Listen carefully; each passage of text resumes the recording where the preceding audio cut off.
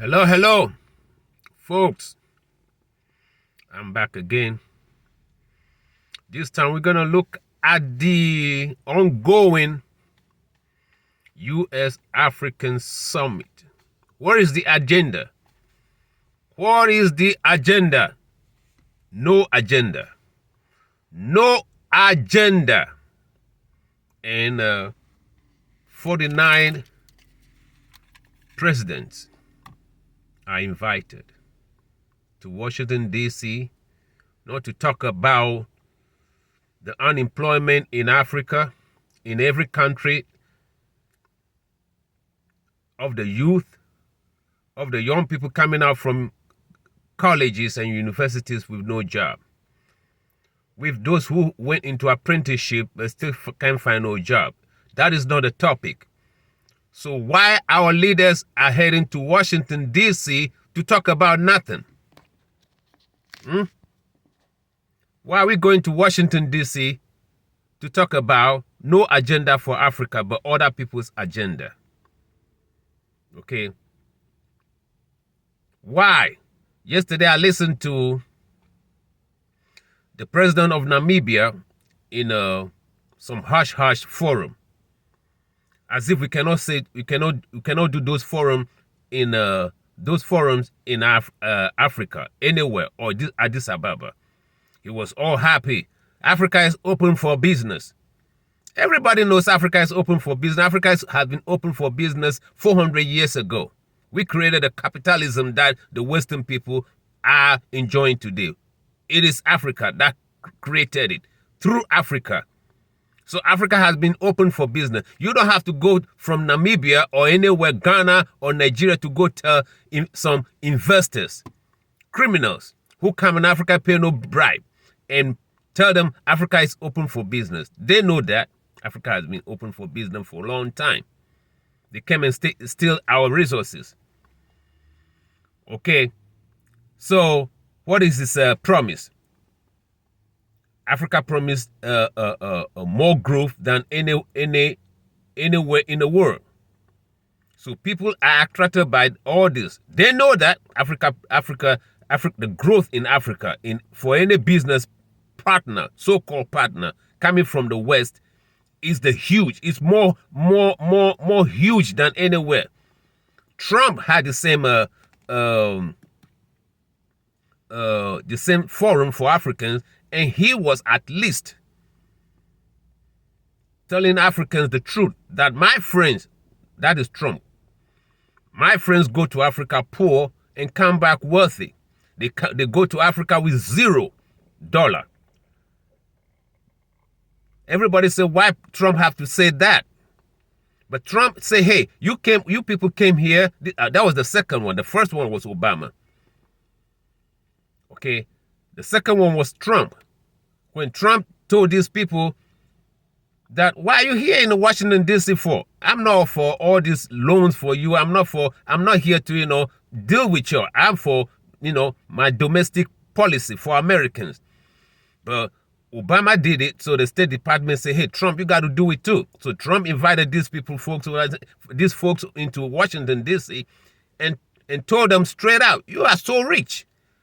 Why are you here for? Why are we talking? Go back home and do your own thing. I'm here to take care of my Americans. Go and take care of you Africans.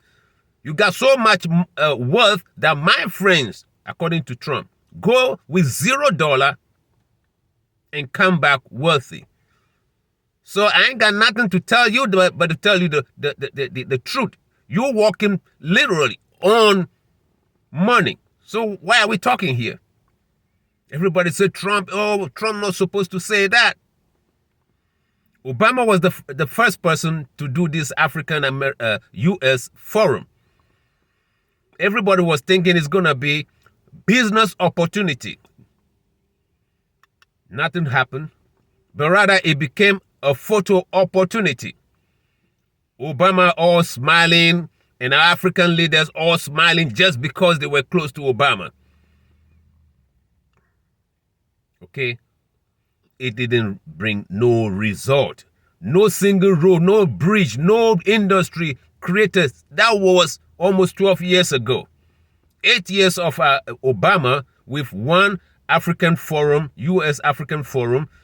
8 years of Trump with one African forum, African U.S. forum, and another 8 years with Biden.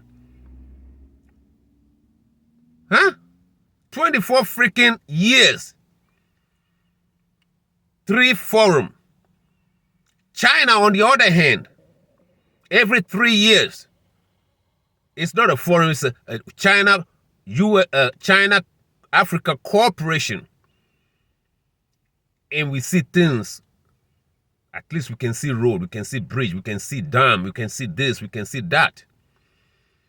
The last one, China gave 54 billion. That was no money. That's like a 1 billion to each African nation, which is no money. You know, politicians are stealing that money in 6 months. 1 billion. Okay, go ask Nigeria, go ask Ghana. How much billions been wasted on politicians? Okay, but China at least gave us 54 billion in terms of, infrastructures and stuff that we can see. Yesterday, Biden promised 53 billion in 3 years or something like that. In security. Security. Security. Who's security? We ain't fighting in Africa. Okay, so all that money will come through weapons and advisory and all the things to combat what? Boko Haram. Who created Boko Haram? The US, France, Britain, everybody created Boko Haram. I'm not the one saying it. Go ask Buhari. When Buhari was first inaugurated into office, in one of his speeches, Buhari said Boko Haram and all these new ISIS, whatever they are, Al-Shabaab, are all foreign instigated. That there's a foreign hand, according to Buhari, foreign hand behind this Boko Haram. That is Buhari. It's on record. He said it. But guess what? Just barely about 3 weeks ago, or 4 weeks ago, or a month ago, Westerners from Europe and America, EU, had a meeting with our president in one of the West African, if it's not Ghana or maybe Abuja. Guess what they are saying? If you support us on Russia, we will help you get rid of all the insurgencies, all the Boko Haram. And we were there sitting down with these people, created this funny atmosphere that they could come and help if we could give them this on some conditionality.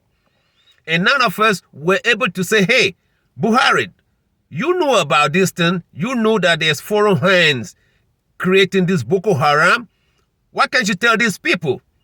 And the foreigners that you know are behind it, why can't you tell them in their face that they are the one who created it? At least Mali was able to tell France what you created and you have created and came here for over 12 years to get rid of. You ain't getting rid of it. So we're going to deal with it ourselves. That is what Mali did.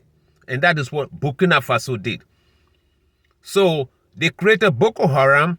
If you want to fight it by yourself, you are not welcome to Washington, D.C. So about 5 nations, Central African Republic, Guinea, Burkina Faso, Mali, and another one, I think Sudan.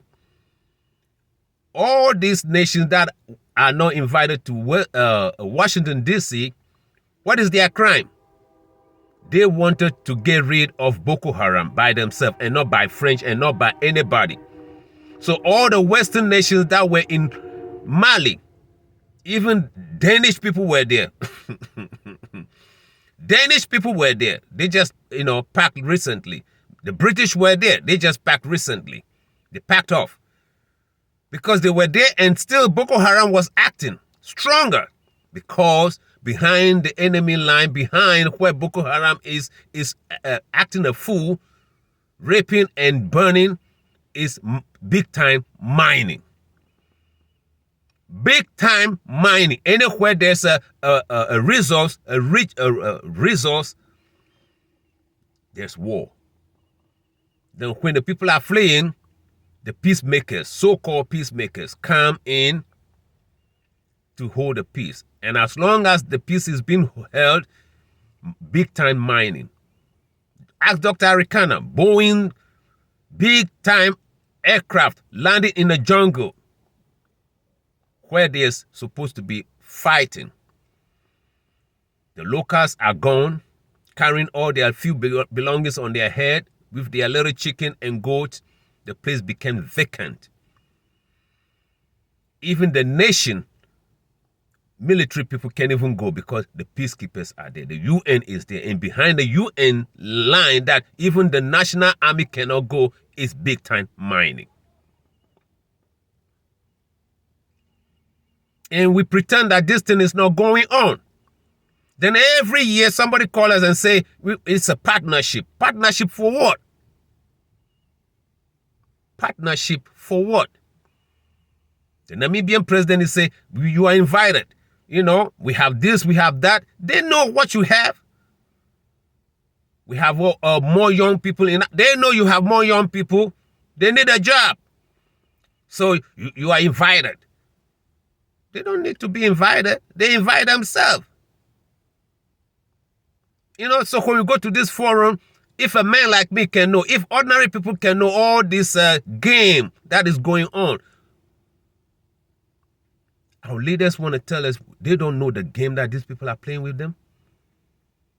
The Namibian president say you are invited. Africa is open for business. This is not secret that we have this, we have that. There's a growth for you. So when they come for that growth. They pay less than minimum, slave wage. They don't pay taxes. They create phony expenditures that to a company in Mauritius, that is the company that is taking care of that expenditure or some repair work, and they have to pay that company. MTN did the same thing in Nigeria. Nigeria's people have to go after them for some compensation. They did this. They are doing the same thing in Ghana, but Ghanaians don't have the testicle to hold MTN for not paying taxes, for not reinvesting. So when you promise these people that there's a huge profit that they can make, it means do not reinvest the money, because that is how you can make the profit that our president are promising these people. There's no huge profit anywhere, not even here in America, not anywhere in the world. But we promise these people, you know, the profit is huge. You're going to make huge profit. I say, okay, I'm going to make huge profit. How can you make huge profit when you have to make, if you have to sell things, you know, at a market price? Everybody is selling. What kind of magic you going to make huge profit? That means you don't have to pay taxes. You don't have to pay the people right. You don't have to declare how much you are extracting. And what are the businesses that the president are inviting these people to involve in? Mainly extraction of minerals. And we all know how criminal involved in that industry. That industry is nothing but criminals. Who is there? Do we have the infrastructure and the intelligence to monitor these people before we invited them to come and explore, you know, extract gold, diamond, and uranium, and this and that? What are the structures we put in place that we can really know what is going on when they are mining? We don't put anything in place to monitor them. See Saudi Arabia. Every oil in Saudi Arabia, if a liter is taken, they're monitoring everything. There is a big monitoring room. Everything is digitally monitored by these Saudis. The same thing is not said about Nigeria. Nigeria's oil has been under attack by criminals offshore and inshore for over 40 years. Ordinary people knew that big people are siphoning oil from the Delta place. I knew about this long time. So many Alhajis, so many rich Nigerians are stealing Nigerian oil. They cannot do the same thing in Saudi Arabia. You cannot steal no oil from Saudi Arabia because everything has been digitally monitored in a one big, control room. In one big control room, I saw it on 60 Minutes. Nigerians are smarter. Why can't they demand the same monitoring system? So that everything that drops, any pipe that bursts, they can see it before even, get bust. It was only recently that Buhari said, we're gonna shoot down, we're gonna use drone, we're gonna do this thing. No. The British, the BP is part of it. Total is every company that is, exploring oil, Shell is part of it. Everyone is part of it. The stealing of oil, Total is part of it. Shell is part of it. Is it not the Dutch company? The Dutch is Holland, the most shadiest of all European nations. Holland, Netherlands. They think they slick. Netherlands, they think they slick. They think they know Africa. And they do know Africa. You see. So what are we in Washington, D.C. for? What agenda? I want every journalist to line up at the airport so that when our leaders are coming, they should ask them the hardest question. What was the agenda? What is it in for Africa? You see, it's about to contact China, but China is doing something in Africa. China is not at the best, but China is better than all of them.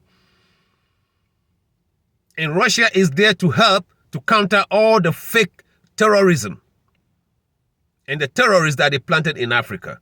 Guess what? There was a terrorist movement in Zaire. Zaire is almost like 80 to 92% Christian nation. And they said there's an insurgent, Islamic insurgents in Zaire. Guess what? How can there be insurgents in Zaire in a country where it's almost like 90% Christian? What are the insurgencies? The hijab, what do they call them?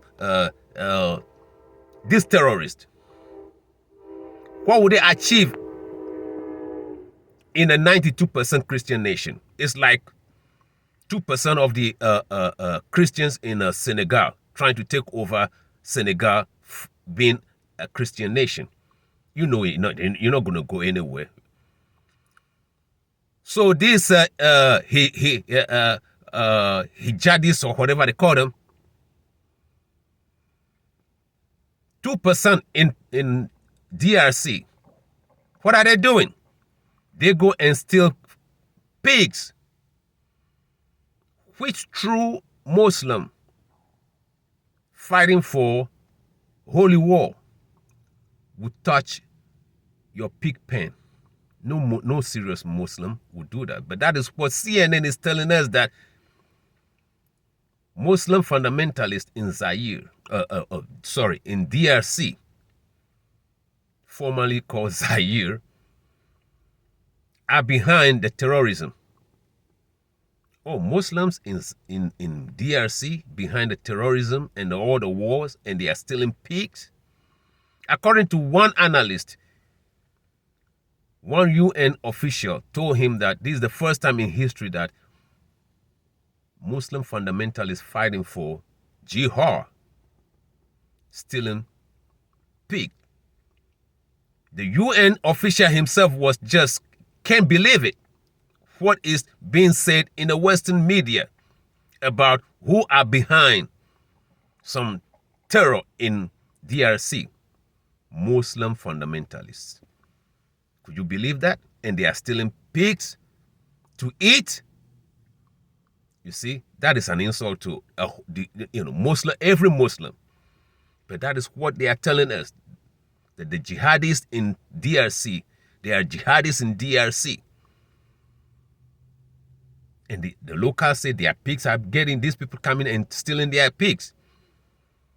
They won't tell you that in CNN, but they tell you they are jihadists. And the local people say the people that the CNN and BBC saying claiming they are jihadists are stealing their pigs. That means they are not Muslims. They are not Muslims. All these are facts that we need to table when you are before Biden. But no. Knowledgeable president and prime ministers and head of states are in Washington to face a lie. And won't stand up and say for the first time, you know what? We got everything that the whole world needs. The whole world needs Africa. Africa don't need the world. Stand up in unison and declare this power. Instead, you have all these people telling you what you should do, what you should not do, who you should be your friend. They keep telling us Africa, we are not forcing any Africa to make any choice, but at the same time, we don't want Africa to choose anybody. We are not here to force you to choose us. But at the same time, you know, the choice is in the hands of Africans. Meanwhile, there is an act in Congress called Countering Malign Russian Activity Act. If you talk to Russia, this act will sanction you. You see, according to one analyst, China creates a rising tide for every ship to float. But in the U.S. policy, when the tide is rise, the only ship supposed to be floating is the U.S. ship. But China, in China's policy towards Africa, if the tide rises, if the sea waters are more, that means every ship will float. China believes if Africa is infrastructurally strong, industrially strong, humanity will prosper. Everybody will prosper. That is China. The U.S. believe if Africa and the U.S. and EU believes if Africa prospers, we're going to lose our respect. That's the reason why Gaddafi's Libya, which is getting better in living standard than France, than Netherlands, than US, than in England, than in Italy, have to be taken down. Because if Africans feel good about themselves, there won't be no putting down of Africans. There won't be no racism coming from them. You see, according to one World Bank official in a documentary that I watched, a German documentary on how Africans are finding new pastures in Asia and leaving Germany to go make money in China. According to one World Bank official, highly placed official, according to him, it's not good because what is his fear? If all the Africans have to live and get better green patches or make living standard, increase their living standard, they won't be coming to Germany and they will not be looking after their old people. Just think about this. A World Bank official is thinking this way. Africans have to be so poor that they can come to their country and take care of all people. A World Bank official. A man. So if this man is on a board to help Africa to borrow good money, amount of money to increase productivity and increase a good living standard, do you think this man will allow that money to go to Africa, even if a world, a leader, a good leader, want to take $10 billion and improve the life of Africans? This man will say no, because if this African nation becomes wealthy if their people becoming greater in productivity, their living standard become greater and better, they won't come to sweep our European cities and take care of our old people. This man will refuse the loan. If they know, even if they know the leader is an upstanding leader that will utilize that 10 billion or 15 billion, to turn around the poverty of his country. This man sitting on that board in that meeting will say no, because these Africans will be looking, better than us. Their self-esteem will be off the roof. So they will engineer poverty for you so that your self-esteem will be in a gutters that you have to run to their countries and ready to sweep behind them, ready to take care of their old people. According to a World Bank official, this man is 70-something years old, almost 80 years old. This is the way he's thinking about Africans. Africans are going to China and doing better. And they ask him, because there are certain people in the documentary who will live in Germany for years and find a better way to make money in China, doing export for other Africans. Some come from the Congo. All these people were profiled and followed. And they all said they doing very well in few years that they live in China or have connection with China than when they were in Europe. And this man was monitoring all these things. You see, today there are more industrialists in African nations manufacturing than because the manufacturing machines, the machines that they are using to manufacture shoe, roofing sheet, this and that, is cheaper to acquire in China than when we could acquire them in Germany or in the US or in England. There are more traveling companies or transport companies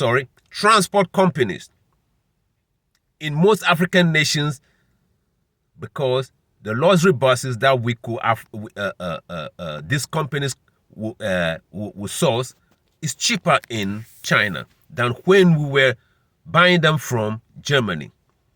One Citra bus, the one that the State Transport Corporation used to use in Ghana, one Citra bus from Germany, the amount you will use for one Citra bus from Germany, the same amount will buy 3 luxury buses from China.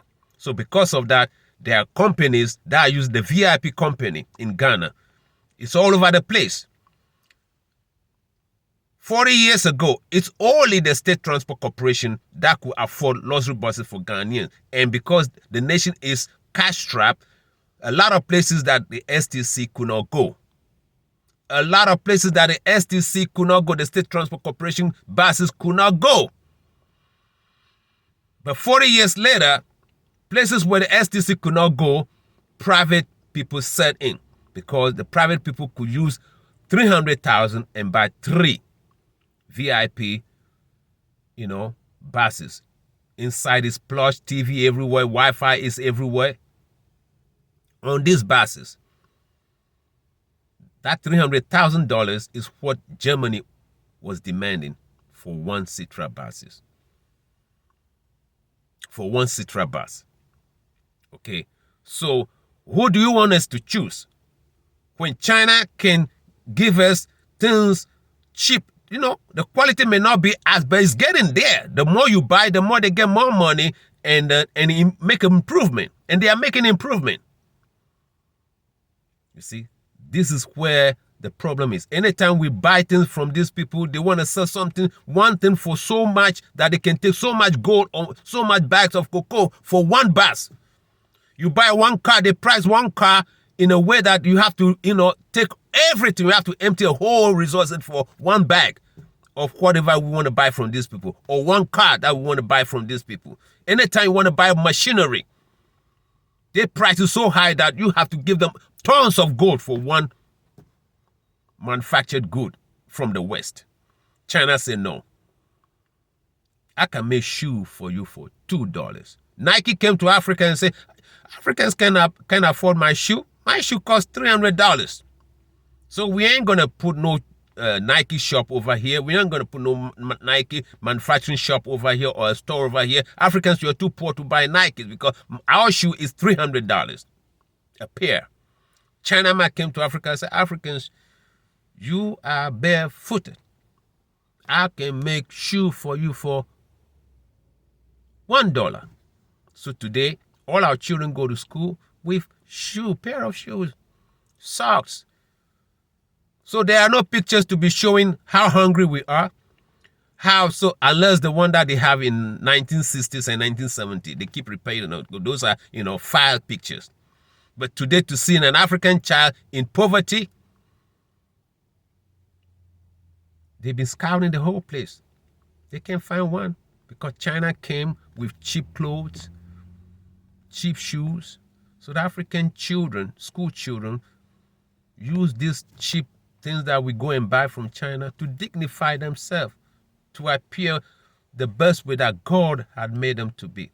But dealing with the West, we have to be raggedy, and it makes them feel good about themselves. You know what? Let's wake up to the game that they're playing. Africa needs nobody. And the Nurse Forum, let's stay at Addis Ababa and let the presidents come. Let the U.S. president come and address us in Addis Ababa. We're not asking big. You want what we want. You want what we have. So if you want to talk to us, come to Addis Ababa. You want our minerals? You want our loyalty? Come to Addis Ababa. Not us coming to your country. You need us. We don't need you.